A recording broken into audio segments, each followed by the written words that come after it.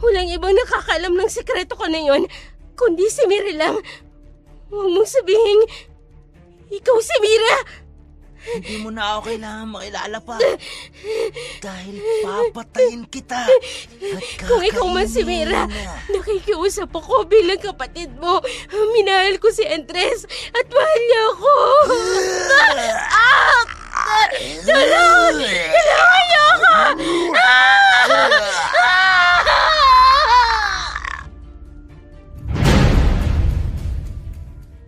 Ang kasal ay isang sagrato na tanging makapaghihiwalay lang ay ang kamatayan. Ngunit may mga tao talagang handang gawin ang lahat para makasira ng pamilya. Ito ay kwento ng isang babaeng pinagtaksilan ng kanyang asawa sa maling paraan hanggang saan niya tatanggapin ang kahayupan ng asawa o ipapaubayan niya na lamang ito. May lakas pa kaya siyang maghiganti o ibang tao ang gagawa noon para sa kanya? Mira! Mira! Andito na ako! May maganda akong balita. Teka lang sandali! Oh, Andres! Ano ba't sinisigaw-sigaw mo dyan sa labas ng bahay? At hindi makapag-antay ang ibabalita mo. Mahal, natanggap na ako sa trabaho bilang construction worker. Talaga? Oo, mahal. Sa ilang araw kong paghahanap ng trabaho, natanggap din. Bukas na bukas, pababalikin kami sa site para sa unang training namin. Ba't kailangan nating mag-celebrate? Ano ka ba naman, mahal? Magsisimula pa lang naman ako ng trabaho at wala pa akong pera.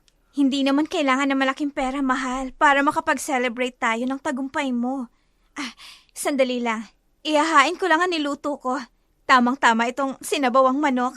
Masarap nga yan, mahal. Pero hayaan mo, kapag unang sahod ko sa site, kakain tayo ng masarap sa labas. Naku! Gastos lang yan. Ang mahalaga, magkasama tayo. Tawagin mo na si Romel at nang makakain na tayo.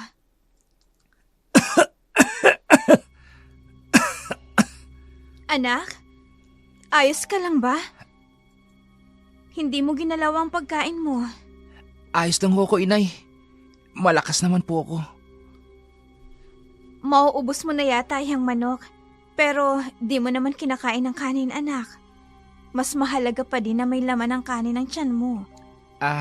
Nasarapan lang po ako sa luto niyo. Kaya hindi ko po magawang kumain ng kanin. Sigurado ka ba, anak? Inuubo ka pa. Baka lumala yan kapag nagpalipas ka ng gutom. Mawawala din po yan, inay. Masyado kasing mainit kahapon sa field namin. Tapos biglang umulan. Ano ka ba, mahal? Hayaan mo ng bata. Nagbibinata na tong anak natin. Kaya nagpapaganda ng katawan at ayaw tumanda. Naku, Romel. Tumigil ka nga. Ang bata pa ng anak ko eh. At nag-aaral pa lang yan kaya wag kung ano-anong ilalagay mo sa utak niyan. Baka gawin niya. Matapos ang masaya nilang hapunan, nagpahinga na sila. Maliit lang ang bahay ni Mira. Iisang kama lang ang kanilang gamit. Sa gitna si Mira natutulog at sa kanan niya naman ay ang kanyang asawang si Andres. At sa kaliwa naman ng katabi ng bintana ay ang anak niyang si Romel. Kaya naririnig ni Mira ang madala sa pag-ubo ni Romel habang sila ay nagpapahinga. Kinabukasan, nagpaalam na si Andres kay Mira para pumunta sa site.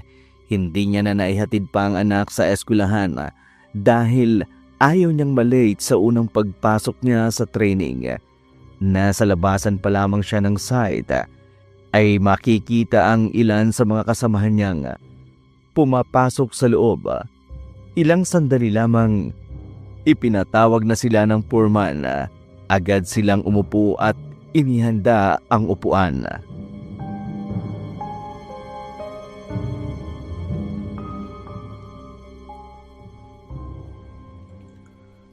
Magandang araw sa inyo. 34 kayo na pinabalik para sa unang pag-iensayo. Lahat ng mga biodata ninyo ay ipasa na sa ating head. Ibig sabihin lang nun, ay tanggap na kayo sa trabaho at magsisimulang mag-training ngayong araw. Pero huwag kayong mag-alala dahil may sahod pa rin ang training ninyo hanggang sa 3 araw ng inyong training. Ha? Sino kaya yung babaeng yan? Kanina pa tumitingin sa akin. May pakindat-kindat pa. Ay, tumigil ka nga, Andres. May asawa ka na. Pero maganda siya. Hindi, mas maganda ang asawa ko. Makinig kayo. Dahil wala ang may-ari na nagpapagawa ng building na ito, ay ako ang titingin sa mga trabaho ninyo. At kasama ko ang unika iha ng mga Echavez, Leia Echavez. Oh, iho. Ayos ka lang ba? Aba, di pa tayo nagsisimula. Inuubo ka na. Wala ho ito. Nasamid lang naman po ako. Pasensya na po. So, ako si Leia Chavez, ang magiging boss ninyo hanggang matapos kayo. Tawagin niyo akong ma'am. Naiintindihan niyo? Opo, ma'am. Opo, ma'am. Opo, ma'am. Good. Magsimula na kayo ngayon. Sasahod kayo at marami pang benepisyo ang naghihintay sa inyo kapag nagtagal kayo sa trabaho. Bakit ba palagi itong tumitingin sa akin? May dumi ba ako sa mukha? Napapangiti siya kapag tinititigan ako. Nakakapangilabot naman ang babaeng to. Pero maganda siya. Pagkatapos ng kanilang meeting ay pumunta sila sa kanya-kanya nilang pwesto sa site. Si Andres, doon inilagay sa pinakadulo ng site kasamang isang lalaking medyo may edad na. Hindi masyadong nagsasalita ang matanda, kaya naiilang si Andres na makipag-usap doon. Nag-focus na lamang siya sa kanyang trabaho. Habang nagbubungkal ng lupa si Andres, nilapitan siya ni Leia na ikinabigla naman ang pagbulong nito sa kanya.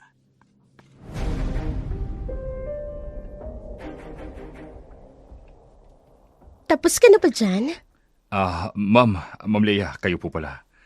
May kailangan po ba kayo? Wala naman. Tinitingnan ko lang kung tama ang trabaho ninyo. Ma'am, masyado na ho kayong malapit sa akin, ma'am. Baka kung ano pong isipin ng iba sa atin. Bakit? Nahihiya ka ba? Hindi naman po sa ganun, ma'am. Baka may makakita ho sa atin. Huwag mo na masyadong iniisip ang sasabihin ng iba. Binata ka naman, hindi ba? Po, may asawa po ako, ma'am. Huwag mo nga akong biruin ng kanyan. Totoo po ang sinasabi ko, ma'am. Hindi niyo po ba nakita sa resume ko? Hindi. Ang alam ko lang, mukha kang binata. May anak na rin po ako, ma'am. Ganun ba? Pwede naman akong maging bagong nanay niya. Oh, ano ba? Ba't mo ba ako tinulak? Sorry, ma'am. Hindi ko sinasadya. Bakla ka ba? At takot na takot kang hawakan ng babae? Ma'am, nire-respeto ko lang po ang pamilya ko. Okay, sige. Tapusin niyo na ang trabaho niyo. Malapit na mag-uwian. Napabuntong hininga na lamang si Andres nang makita niyang naglalakad palayo si Leia. Kinakabahan siya sa mga kilos nito. Pero hindi niya na lamang pinahalata, lalo na sa mga kasama niya. Baka kung ano pang isipin ng mga iyon. 5:00 ng hapon nang matapos sila, nakita pa niya si Leia na nakatingin na naman. Akala niya'y iirapan siya nito, pero bigla siya nitong nginitian. Patay mali siya si Andres habang nasa biyahe pa uwi sa kanila.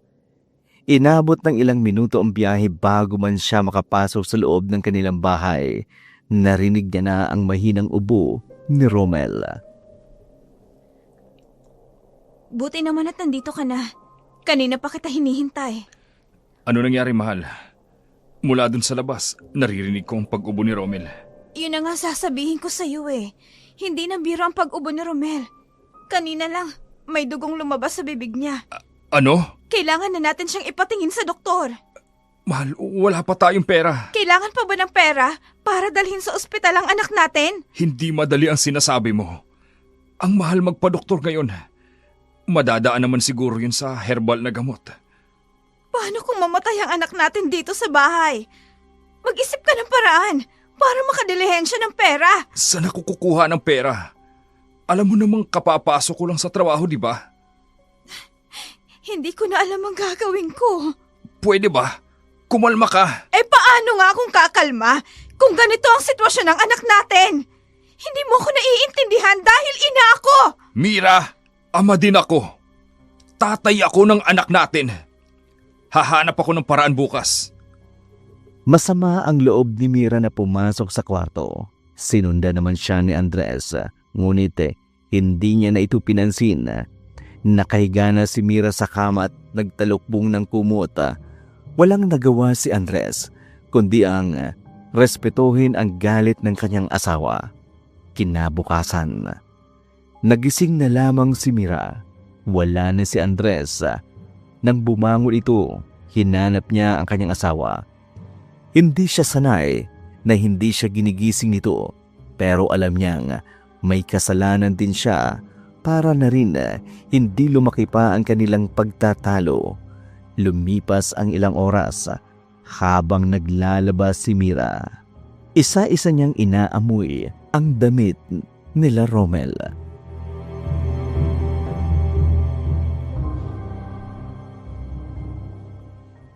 Bakit kaya ganito ang damit ni Romel? Ang dungis-dungis. Tapos ang lansa ng amoy. Ano ba yan? Nakakasuka ang amoy. Saan naman kaya galing ito? Romel? Romel, bumaba ka nga rito? Bakit to, inay? Anong ginawa mo sa eskwelahan nyo? Bakit ganito kadumi ang uniform mo? Nakipag-away ka ba? Ha? Nay, hindi po O anong nangyari? At saka, amuyin mo nga ang lansa-lansa ng damit mo. Hindi naman inay Amoy putik lang po yung naamoy ko. Naku, Romel. Baka nagsisinungaling ka lang. Nay, totoo po yung sinasabi ko. Naglaro po kasi kami ng mga kaklase ko kahapon. Pero bakit ganito karumi? Nay, alam mo po ba yung larong volleyball? Nasalampok po ko sa lupa. Doon po sa may putikan. Romel, sinasabi ko sa iyo kapag nakipag-away ka talaga, malilintikan ka sa akin. Sakitin ka na nga kung ano-ano pang inaatupag mo. Nay, wala ho talaga. Kahit pa pumunta po kayo na school, ako pong pinakamabait doon. Ay nako, bolero, nagmana ka talaga sa tatay mo. Wala namang nakitang kahit na ano si Mira sa mukha ng anak na nagpapatunay na nagsisinungaling ito. Kaya minabuti na lamang niyang wag nang magtanong pa rito. Mabilis na lumipas ang mga oras at nakauwi na din si Andres galing sa trabaho. Hindi naman matiis ni Mira si Andres, lalo na kapag kapakanan ni Romel ang pinag-uusapan. Kaya nilunok niya kanyang pride at pinansin si Andres. Pagkatapos maghapunan, nagsimula na silang mag-ayos ng higaan para makapagpahinga. Nakasanayan na ni Mira sa may bintana matulog. Kaya noong mag-aalas 2 na ng madaling araw, nagising siya na makarinig siya ng ingay ng aso malapit sa kanilang bintana. Lumabas siya ng kwarto nila. Pumunta sa kwarto ni Romel para tingnan ang ingay na iyon.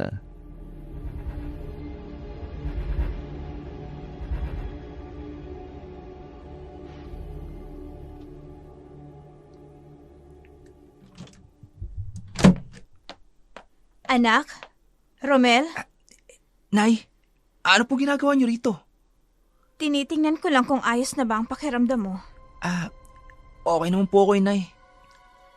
Hindi niyo na po kailangan mag-alala. Matulog na po kayo ulit. Bakit gising ka pa pala? Kasi po, hindi ako nakatulog dahil po sa ingay ng aso. Ano namang hinahanap mo dyan sa labas? Yung aso po, Inay. Ay, naku anak, huwag kang lalapit sa mga aso dyan sa labas. Hindi natin alam kung anong klase ng aso sila. Hindi naman po, Inay. Tinitingnan ko lang po kung ano yung ginagawa nila. At kung bakit po sila kumakahol na madaling araw. Ibig sabihin lang nun, may nakikita sila na hindi natin nakikita. Naniniwala po ba kayo sa aswang, Nay? Oo naman. Pero hindi pa ako nakakakita ng aswang. Kapag ba nakakita kayo ng aswang, ano po gagawin nyo? Ay nako, papatayin ko anak. Mga salot ang mga aswang na yan. Hindi gagawa ng mabuting mga yan. Oh, Romel anak, ayos ka lang ba? Okay lang po ko, Inay. Nasamid lang po ako sa laway ko. Ay nako, o sige na, magpahinga ka na. Baka lumala pa yung sakit mo kapag hindi ka natutulog ng maayos. Siya, sige na, huwag ka nang magpupuyat. Opo, Inay. Matutulog na rin po ako. Madalas napapansin ni Mira kay Romel pero hindi niya ito binibigyan ng kahulugan. May tiwala siya sa anak at alam niyang hindi ito gagawa ng kahit na ano. Matapos ng pag-uusap nila bumalik na si Mira sa kanyang kwarto at natulog. Kinabukasan, lumala pa ang karamdaman ni Romel. Mas dumami ang dugong lumalabas sa bibig niya kumpara noong mga nakaraang araw. Halos hindi na rin siya makahinga sa tuwing inuubo siya.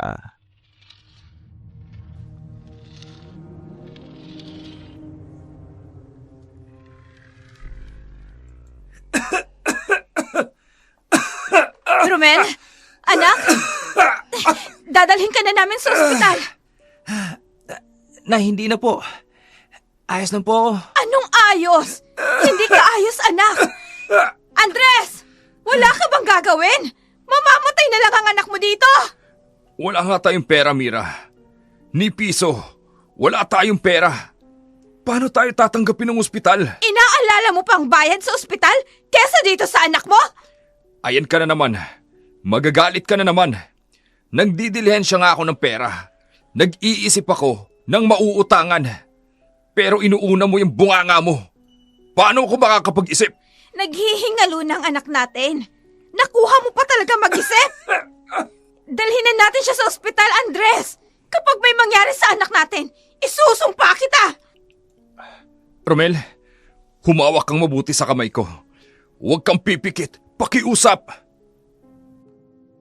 Dali-daling dinala na mag-asawa ang kanilang anak. Sakay ng isang tricycle. Hindi naman gaanong malayo ang ospital sa kanilang bayan.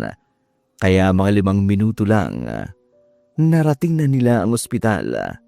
Inalalayan ni Andres ang kanyang anak habang si Mira naman ay patuloy na umiiyak. Pinaupo si Romel ng isang nurse sa wheelchair. Saka dinala sa emergency room. Hindi na sila pinapasok sa loob. Kaya habang naghihintay sila ng resulta ng doktor, mula sa palabas ng telebisyon, may narinig silang balita.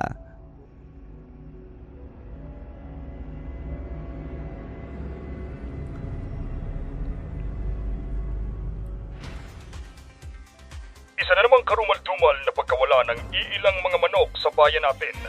Natatagpuan ito sa iba't ibang parte ng lugar na tila ba kinatay. Maraming nagsasabi na hindi pagnanakaw ang motibo ng may gawa dahil hindi naman ito buong niluluto, kundi kinakain lang ang ilang parte ng katawan at ang pinaghihinalaan na gumawa nito ay mga aswang. Ako, si Mike, nag-uulat. Ay nako, nakakatakot naman yan. Huwag mong sabihing naniniwala ka sa mga aswang, Mira. Hindi totoo ang aswang. Andres, wala namang masama kung maniniwala ako sa mga aswang. Panakot lang yan ng mga matatanda dun sa mga batang matitigas ang ulo at hindi umuuwi kahit na gabi na. Ay naku Andres, pag ikaw dinalaw ng mga aswang, Tatatawanan talaga kita. Sus, hindi naman ako natatakot sa mga aswang. Sila ang dapat matakot sa akin. Sa laki ba naman ng katawan ko? Uurong talaga sila. Puros kayabangan. Baka kamo umurong yung pagkalalaki mo pag nakaharap ka ng aswang. Sino ho ang magulang na pasyente? Ay, ako ho ang nanay. Kamusta na po ang anak ko? Pumasok po kayo sa loob para masabi ko po ang lahat ng kailangan ng pasyente.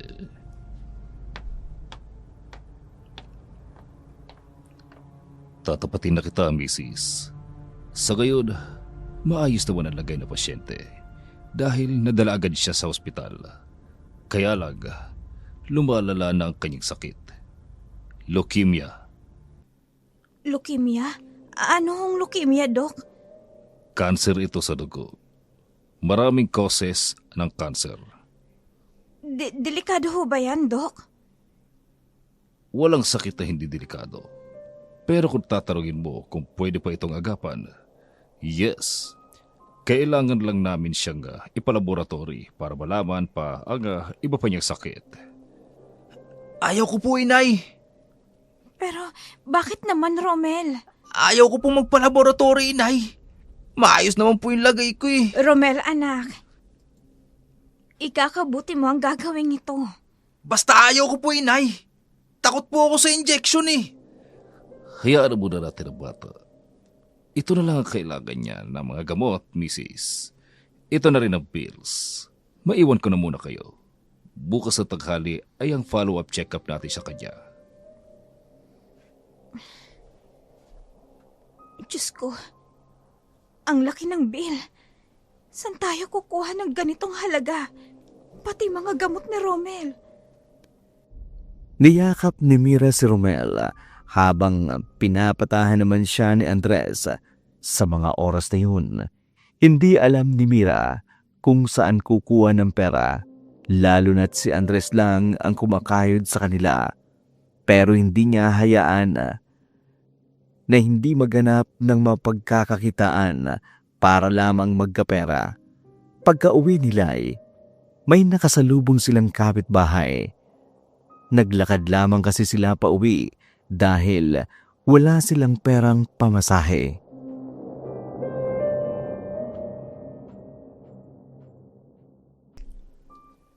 Uy, Mare! Saan kayo galing? Isinugod namin si Romel sa ospital. Lumalala na kasi ang ubo eh. Naku, Mare, mag-iingat kayo ha. May nakita kasi akong parang manok na napakalaki sa bubong ninyo nung isang gabi. Manok? Di ko alam kung manok yon, basta may pakpak. At saka ang sabi-sabi naman sa balita, may gumagalang aswang. Ay, Mare, nakakatakot naman yan. Hindi ko alam kung maniniwala ako sa aswang. Pero siguro, kapag nakakita na ako, saka na ako maniniwala. Ay, siya, sige, Mare. May dadaanan pa ako Hoy, pasensya na ha kung wala akong may abot sa pangpapagamot ni Romel. Naku, ayos lang yun. Ay, sige. Baka naman naniniwala ka sa pinagsasasabi ng babaeng yun. Hindi naman siguro masama yun. Kung wala siyang nakita. Ay naku, Mira. Atupagin mo na lang ang pagpapagamot sa anak mo. Kesa maniwala ka sa chismis na may aswang. Ano bang problema mo? Ikaw nga ang dapat na maghanap ng paraan para makabili tayo ng gamot ni Romel.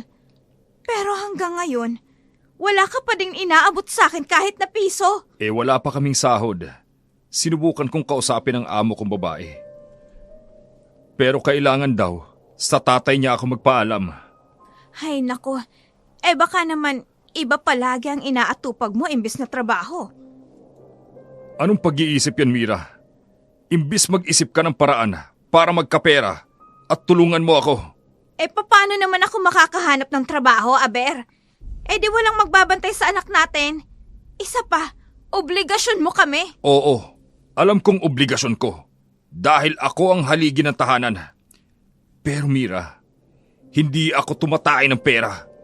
Kumakayod ako para sa atin. O di siya isusumbat mo yan sa akin. Lahat ng naitulong mo noon at ngayon, isusumbat mo sa akin lahat. Ngayon na may trabaho ka na. Hindi naman sa ganun. Ang akin lang, Imbis magtulungan tayo kung paano makakahanap ng pera, kaysa mag-away. Ay, naku, ewan ko. Atupagin mo ang paghahanap ng pera para sa follow-up check-up ni Romel. Sa mga sandaling iyon, ang kapakanan lamang ni Romel ang iniisip ni Mira. Kahit nakapagbitiw na siya ng masasakit na salita kay Andres, ang gusto niya lang ay magsumikap ito para sa anak. Mabilis namang lumipas ang mga oras. Pinainom muna ni Mira ng gamot ang anak, ngunit pinalabas siya nito kapag ibinibigay na sa kanya ang gamot. Hindi na makita ni Mira kung iniinom ba talaga ni Romel ang gamot, lalo pat hindi pa din humuhupa ang sakit nito at patuloy na lumalala. Kinabukasan, nakita ni Mira si Andres na nag-aayos ng gamit para magtrabaho agad. Siya namang lumapit dito.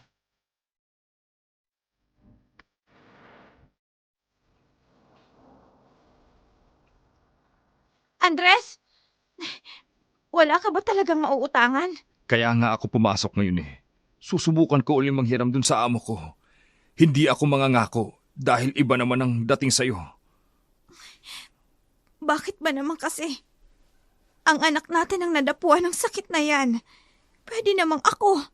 O kaya ikaw. Mira, ano ba? Siguro nga ang anak natin ang nadapuan ng sakit kesa tayo. Kasi tayo makakapagtrabaho.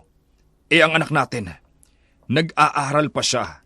At sa tingin mo, kaya niyang huminto sa pag-aaral at magtrabaho para may pambili tayo ng gamot? Nag-iisip ka ba? Pero wala na akong maisip na paraan. Gulong-gulo na ako, Andres. Natatakot ako.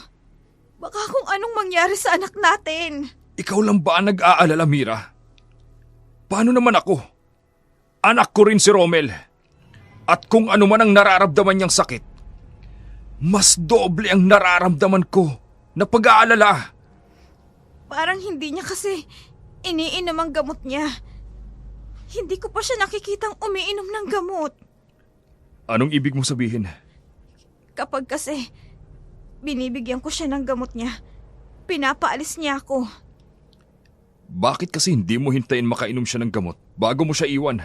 Pinapalabas niya nga ako. Paano ko makikita? Ay nako, ang tigas din ang ulo ng batang hinano. Hayaan mo, at ako ang makikipag-usap. Paano gagaling kung hindi naman iinumin ng gamot? Sige, kausapin mo na lang mamaya pag uwi mo. Nag-aalala talaga ako ng gusto sa kanya. Oo, sige. Papasok muna ako.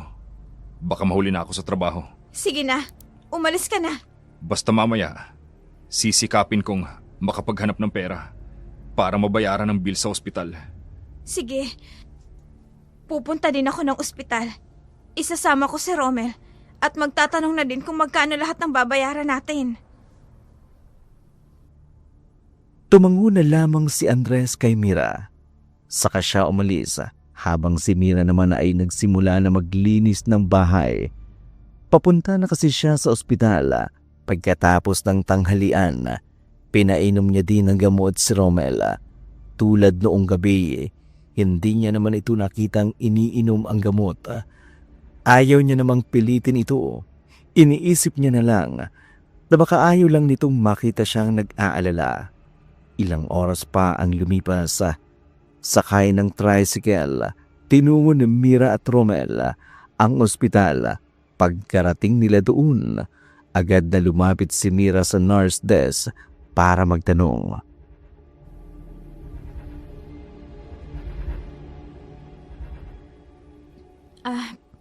Magandang araw ho. Itatanong ko lang ho sana kung magkano na ho ang bill ni Romel magsalang.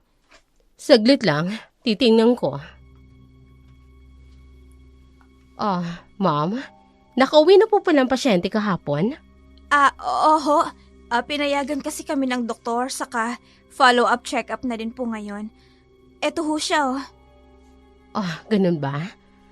Ayon kasi dito sa record, nabayaran ng lahat ng bill ninyo mula kahapon, pati ng follow-up check-up niya.